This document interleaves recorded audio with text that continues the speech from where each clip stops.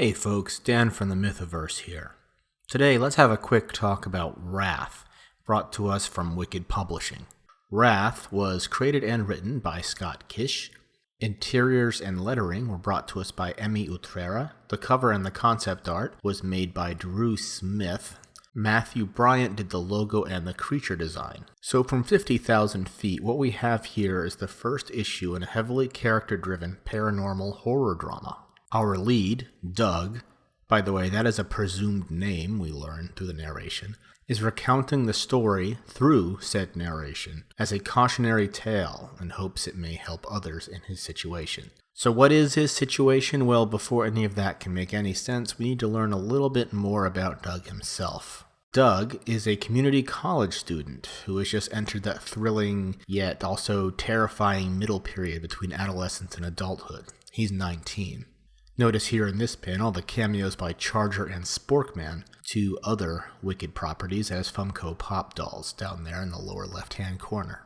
We meet Doug studying with his friend. Her assumed name in this story is Nicole. We learn that he's studying criminal justice, which leads into a mention of Doug's biological father, which is a touchy subject. Now, Doug has a fairly stable and loving home situation at the present time, but the aforementioned biological father has left him somewhat traumatized as a result of the abuse suffered at said biological father's hands. This abuse still haunts him to the present day, to the point of boiling rage. One night when this happens, he gets himself into a sticky situation which kicks the story itself into motion. He's jumped by a pair of guys who get off on this kind of thing apparently, and his bike gets ripped off. This is exactly the wrong thing to do to Doug at this point in time. I will not spoil precisely what happens, because that's the crux of the book, but here's a clue. After this event, some nice character moments follow between Doug's mother and Nicole. We get a good sense that Nicole is a very empathetic person and is generally good. Not because the narration told us she was, but we get to learn this about her through her dialogue and her actions, the way a good story should. We also get a good sense as to how close Doug and Nicole are. He dances around the truths of the events of the previous night with his stepfather, but confides in Nicole. So what are the events that he confides in Nicole? Well, on the cover of the book and on the title page, we see this decidedly unnatural-looking wolf. Where does this wolf come from? Well, it is actually a physical manifestation of Doug's trauma. And when said trauma becomes too great to hold in,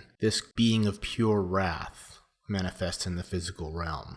It initially takes Doug some time to come to terms with this being a possibility, but all of his empirical experiences and all of the evidence point to it being very genuinely real. Issue 1 leaves off with Doug coming to terms with the fact that this is something that he must contend with, or at least begin to understand, before any further damage is caused. Overall, I would say Wrath does its job very well, and I recommend picking it up from the Wikid store when it's available. There are some things, however, that I think could stand some improvement for future issues. For instance, there are cases where I would have trimmed dialogue to increase the impact of the scene.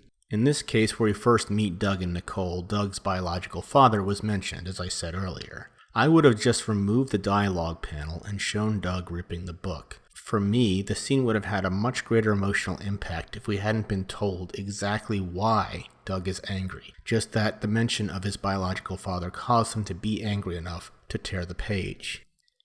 In this case, where Doug is accosted by the two ruffians, this dialogue balloon reads, "Should have just given us the bike." However, it wasn't clear that Doug was given a chance to refuse or resist before the assailants attacked, so this line seemed out of place. It probably would have made more sense if Doug had said no, or go away, or let me pass.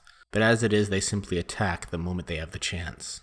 This one is slightly more of an opinion, and is a very minor point. But Nicole says, "I'm sorry, Doug, I didn't mean it like that. I know you don't like to talk about your biological father."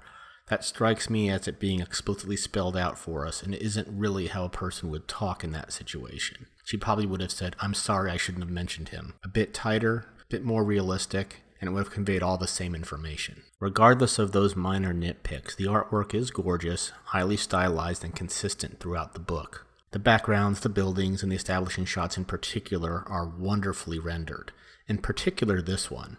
However, that pales in comparison to the finest panel I've ever seen rendered in any comic book, this one right here, for no particular reason. The cast, including Doug, Nicole, and the parents, are for the most part very likable and relatable. My only complaint is that at times the dialogue does feel a little bit exposition-y and on the nose, but that's a minor point. To summarize once again, go pick this book up when it's available on the Wikid Publishing store.